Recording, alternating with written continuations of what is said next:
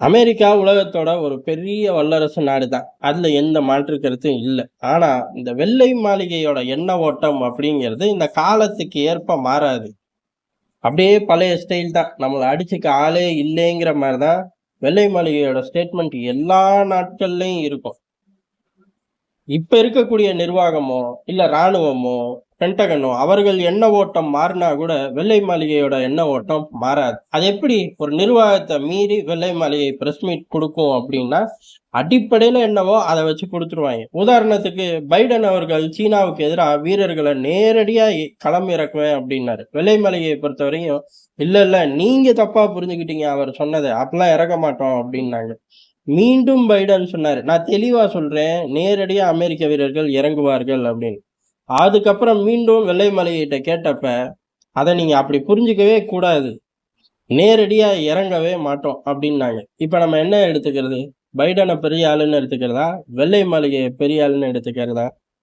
2மே எடுத்துக்க தேவையில்ல. அமெரிக்கா தன்னோட புத்திய காட்டும். அது இந்த மாரி வெள்ளை மாளிகை குடுக்கக்கூடிய பிரஸ் மீட்ல நல்லாவே பார்க்க முடியும். அப்படிதான் இந்தியாவுக்கு எதிராவும் பல கருத்துக்கள எப்ப வேணாலும் சொல்லிட்டு போயிருவாய்ங்க. அதுக்கப்புறம் ஆண்டனி பிளிங்கனோ, பைடனோ அத சமாளிச்சுக்குவாங்க. அந்த மாரி தான் இப்ப சபகர் போர்ட் விவகாரத்துல அப்படியே தடால் அடிதான். அதிரடி தான். யாருனாலும் புரிஞ்சுக்க.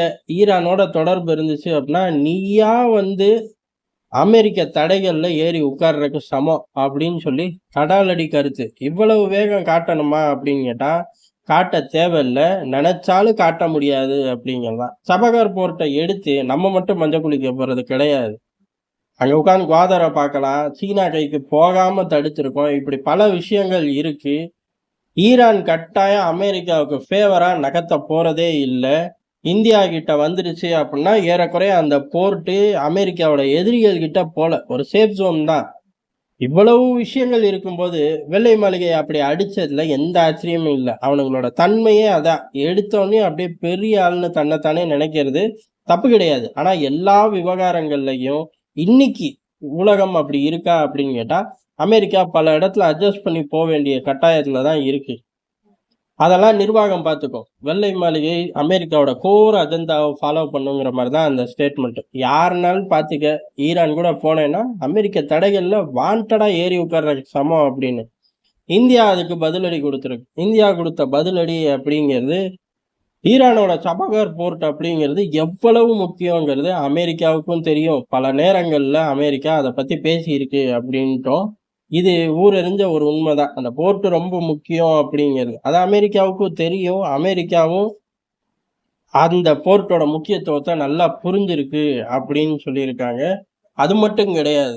இன்கேஸ் இத நம்ம எடுக்கல அப்படின்னா, சீனா கிட்ட தானே ஆட்டோமேட்டிக்கா போகும். அதே மாரி குவாதர்ல உட்கார்ந்து பார்க்கலாம். இன்னொன்னு இது பல காலங்களா ஈர ஈரான், இந்தியா சேர்ந்து அணுகக்கூடிய ஒரு விஷயம் தான்.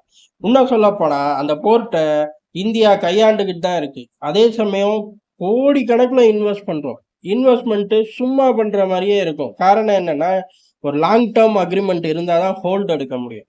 இப்ப எல்லாத்தையும் பூர்த்தி செஞ்சு நம்ம வந்திருக்கோம். அதனால அமெரிக்க பார்வையில தப்பு. இன்னும் சொல்லப்போனா, இது எல்லாருக்கும் பெனிஃபிட்டு.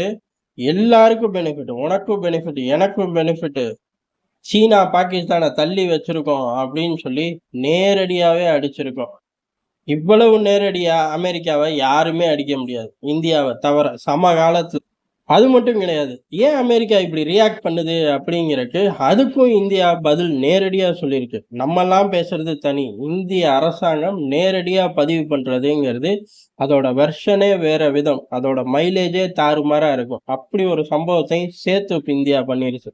என்ன அப்படின்னா, ஏறக்குறைய 70 வருஷம், இல்ல வெஸ்டர்ன் கண்ட்ரீஸ்லாம் சேர்த்தோம்னா 200, 300 வருஷமா உலகத்தோட பெரிய அண்ணனாவே சுத்திக்கிட்டு இருக்காய்ங்க. அதத்தான் இன்னைக்கும் எதிர்பார்க்கிறாய்ங்க. ஆனா அப்படி அந்த பெரிய அண்ணன் தன்மையில எங்க கிட்ட நடந்துக்காதன்னு இந்தியா விலகி போகும்போது அவனுங்களுக்கு எவ்வளவு ஆத்திரம் வரும், எவ்வளவு கோபம் வரும். அதை தடுக்க முயற்சி பண்ணுவான்ல, பண்ணி தானே ஆகணும் அப்படின்னு சொல்லிட்டோம். அது மட்டும் கிடையாது. 70, 200, 300 வருஷம் இந்த வேலைய ஸ்மார்ட்டா பண்றான்னா எவ்வளவு பெரிய அறிவாளி. இதை நம்மளும் கத்துக்குவோம் அப்படின்ட்டோம். ஏறக்குறைய இதுக்கு பதிலே அவனால சொல்ல முடியாது. அதே சமயம் பதிலடி அப்படிங்கிறது உன் இடத்துக்கு நாங்க வந்துகிட்டு இருக்கோம், வந்துட்டோம் அப்படிங்கிறதா. அதனால அதே விளையாட்டை எங்க கிட்ட விளையாடாத அப்படிங்கிறத ரொம்ப ஸ்மார்ட்டா சொல்லிட்டோம். இதுக்கப்புறம் செய்வார்களா அப்படின்னு கேட்டா, ஏற்கனவே 10க்கு 10 செய்வார்கள். இப்பல்லாம் அப்படி கிடையாது. 10க்கு 6. இனி வருங்காலங்கள்ல இன்னும் குறையும். ஏன் அப்படின்னா, "உன் இடத்துக்கு நான் வந்துட்டேன் தம்பி" அப்படின்னு சொல்லி ரொம்ப ஆழமாவே அடிச்சுட்டோம். இது எல்லாம் வெள்ளை மாளிகையோட ஒத்த பிரஸ் மீட்டுக்கு தான் இந்தியா காட்டு காட்டுன்னு காட்டுது. இனி பைடனோ, பிளிங்கனோ வாய தொறந்தா என்ன ஆகும்? நிலைமை ரொம்ப மோசமாயிரும். அதே சமயம் ஈரான் போர் தடுத்த நான் தடை போடுவேன் அப்படின்னா, இன்னமும் நிலைமை மோசமாயிரும். காரணம் குவாதார் இப்பவே வெறிச்சோடி போகுது. பெல்ட் அண்ட் ரோட் திட்டம் பேப்பர்லயே மடிச்சு அதிபர் ஷி ஜின்பிங் பாக்கெட்லயே வச்சுக்க வேண்டியதுதான். இந்த மாதிரி பல விஷயங்கள் முடங்குறதுக்கு மெயினான காரணம் இந்தியா தான். இந்தியாவை மையமா வச்சுதான் அமெரிக்காவால சீனாவை எதிர்த்து பெரிய அளவுல ரோட் மேப்பே போட முடியும். அப்படி இருக்கும்போது இந்தியா நீ போடுற ரோட் மேப்புக்காக நான் உட்கார்ந்துருப்பேன் சாமி அப்படிங்கிறதுக்கு பழைய இந்தியா கிடையாது. இந்தியா தனியா சில ரூட்டுகளையும் போடுது. அது அமெரிக்காவுக்கும் தான் மைலேஜ். அதைத்தான் ரொம்ப தெளிவா சொல்லியிருக்கோம். எல்லாருக்குமான மைலேஜ் இது அப்படின்னு. இதுக்கப்புறம் அமெரிக்கா வாய் திறக்குமானா வாய் திறக்க வாய்ப்பு கிடையாது. புத்தி கெட்டு ஏஜென்சிகள் ஏதாச்சும் எழுதுனா அதுக்கு வாய்ப்பு இருக்கு. அது ஒண்ணும் பிரச்சனை கிடையாது. ஏன்னா கொள்ள லாபி செய்யற குழுக்கள் இருக்கு. அதே மாதிரி அவர்களோட மனநிலை, ஆஹா நம்ம இடத்துக்கு வரேங்கிறான், வந்துட்டேன்ட்டான் அப்படிங்கிற ஆத்திரத்துல எழுதினாலும் உண்டு. ஆனா அதுல எந்த மைலேஜும் அவர்களுக்கு கிடையாது. உண்மையை சொல்லப்போனா இந்த ஒவ்வொரு சம்பவத்தையும் இந்தியா தான் மைலேஜ் ஆக்குது. இப்ப இந்த போர்ட் இதுக்கடுத்து இன்னும் சில விஷயங்களை நம்ம கை வைக்கிறோம். அது டெல்லி ஓப்பனா கை வைக்கும்போது விரிவா பார்க்கலாம். அப்பயும் அமெரிக்காவால தடை போட முடியாது. அதுக்கும் சேர்த்து தான் இங்க அடிச்சிருக்கோம். அமெரிக்கா எச்சரிக்கை, இந்தியா சிக்குச்சு அப்படின்னு நினைச்சவனுங்களுக்கு எல்லாம் இந்தியா அமெரிக்காவுக்கு எச்சரிக்கை. அமெரிக்கா சிக்கல, படுத்துருச்சு அப்படிங்கிறது தான் யதார்த்தமான உண்மை.